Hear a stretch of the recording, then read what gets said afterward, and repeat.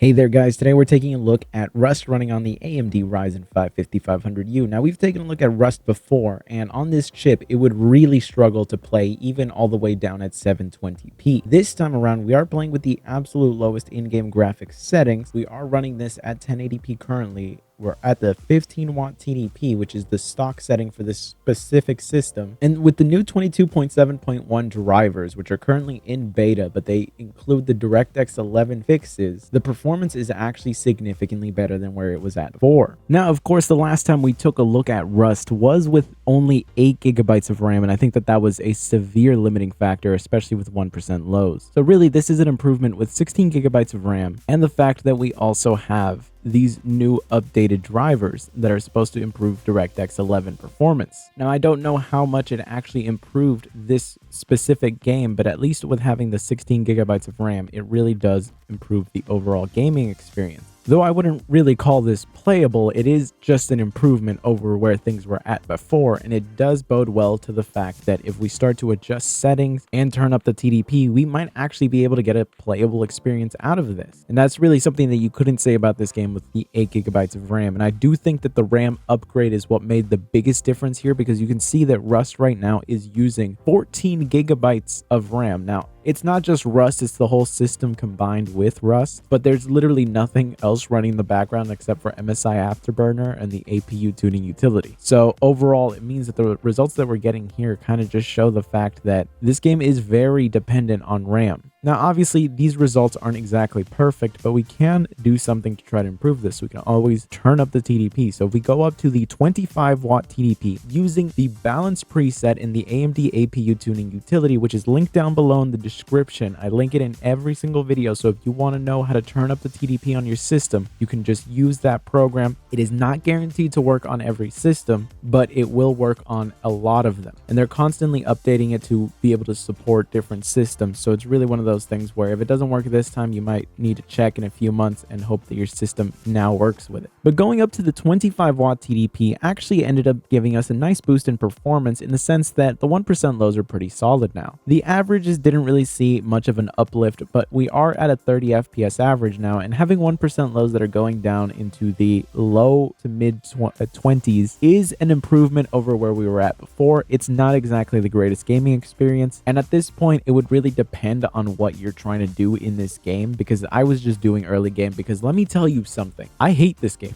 Rust is the game that I love and hate the most, because there's certain aspects about Rust that I really like. A lot of aspects of the gameplay. In particular, I love the minicopter. Like, the minicopter is like my favorite thing to just drive around in. The problem is how long it takes you to get anything, the amount of grinding overall that's going on, and the fact that the community is the most toxic that I have ever seen in my life. Throughout playing the game, the chat was just full of people arguing over the dumbest stuff. One dude was just so angry. It was just so cringe. Like, I don't get people that play this game and are just angry and bitter all the time. Just do literally anything else. Go outside, touch grass. It's just one of those things where it blows my mind how toxic this game is. Because I would love to play it, but everybody here is just the most angry, bitter person that I've ever seen. But going up to the 30 watt TDP actually ends up giving us the closest thing to a 30 FPS average that we've seen so far, in the sense that the 1% lows being so close to that 34 FPS average means that you're going to have a pretty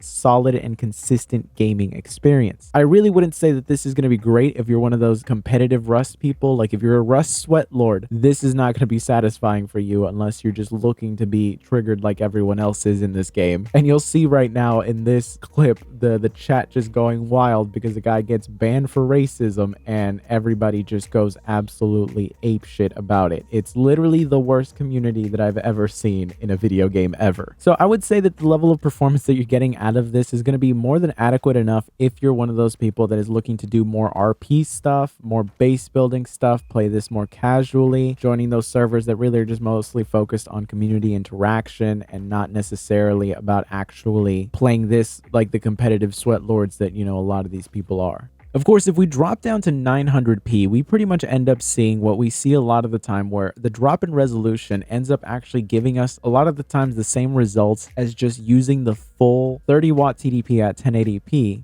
but you get it at 900p and 15 watts. So you get a much quieter system, much cooler system, and you're only taking a hit in terms of resolution, and depending on what you're doing, that might not matter. Because again, the level of performance that we're getting here isn't exactly going to be great for some competitive Rust unless you're really willing to stomach through this. But if you're trying to do some casual stuff, this really does seem like a more ideal situation because the system is not running super loud. It's not throwing out a lot of heat. It's really just a far more chilled out experience like this, and for the most part it's doable. Again, nothing amazing. This is really just bare minimum here, but it's already a huge improvement over where we were at before. Now if we go up to the 25 watt TDP at 900p, you'll see that the overall result remains relatively similar. We're pretty much still within the same FPS range. Nothing substantial is being gained here, but the system is running hotter and louder now. And you'll see that the overall TDP was actually fluctuating a lot, and I'm not 100% sure why it was just doing that, but it was just constantly doing it even after like closing and opening the game multiple times. It just seems that for some reason it would just fluctuate a lot in this specific setting. But in general, the performance that we were getting was nothing impressive, but we can move on to the 30 watt TDP to see if that actually gives us any uplifts. And you'll see that here are actually some pretty decent gains in the sense that the averages are now in the 40 range, but our 1% lows are still hovering around the same area with the mid 20s to maybe sometimes touching into the 30 range. But for the most part, it usually just stays below 20, or rather below 30. So in general, while the averages look nice, the overall gaming experience isn't actually that much better. So I would just say that maybe skip out on this if you're looking to get some competitive settings. We can try to see if 720p can do it, but I don't know how many people are trying to play some hardcore Rust while playing at 720p. But there's people out there that play Valorant at 720p and are at like immortal rank. So really, it's all about just what you're willing to do and put up with. So let's take a look at what 720p runs like. And 720p at the 15 watt TDP actually gives us some pretty decent levels of performance here, with 1% lows that are now above 30 and averages that are in the 40 range. So it is going to be essentially the best experience that we've seen, especially at the stock 15 watt TDP. And again, if you're playing on an RP server, this might actually be more than good enough for you. But there's a lot of aspects of Rust that if you're trying to play it just normally how it's essentially designed to be played, you're probably still going to be running issues, in particular with the 1% lows. Because if you're trying to fight Bradley, if you're trying to raid somebody's base, if you're trying to do pretty much anything major like that, you're probably going to run into some pretty bad experiences overall. But it is at the range now where if you're just trying to join some community driven servers that aren't exactly focused on PvP, and there's a lot more PvE and just community aspects to them, you can definitely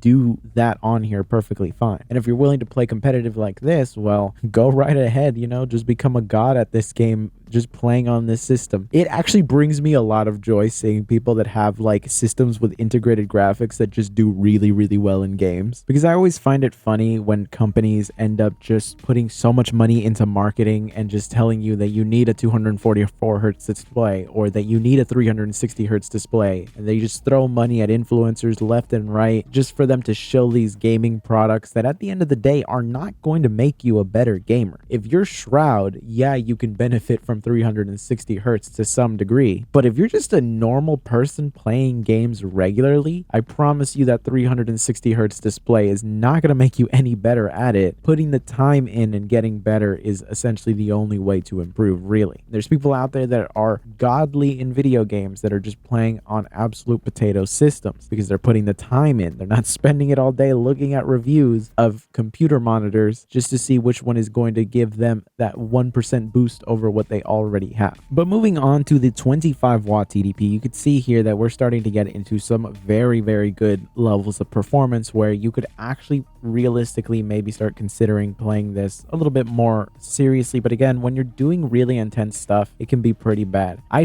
can't stand this game enough to really like make it that far. The only times I've ever enjoyed playing Rust was when hosting a private server with me and my friends and we would just mess around in it. Part of me would like this community to grow big enough that I could justify actually renting out servers so that we could all hop in there, because I would actually like to play Rust and it would be great to actually have a whole community of people playing on there. It's just I personally don't like sweat lords that just no life the game, because like where's the fun in that? You know what I mean? I like communities that are just like a lot more welcoming and are just looking to have a good time. Obviously you can have competitiveness like that, but it's the toxicity that ruins it all. But you can definitely get away with playing the game competitively comfortably if that's what you're looking to do. The level of performance that we're getting here is starting to get into that territory where it might be doable, but it's the resolution and the fact that you have to use such low settings that might hold you back there. And to finish this off, we can take a look at what the 30-watt TDP actually ends up doing at 720p, and you can see here that the level of performance that we're getting in terms of 1% lows is actually looking really solid. So if you want the best level of performance that you can possibly get, then 720p is pretty much the way to go, but you are going to have to turn the TDP up to territories that I would consider to be very uncomfortable in terms of just using, because the keys get very hot, and in terms of just the fact that the system makes so much noise and the level of performance that you're getting, while is decent,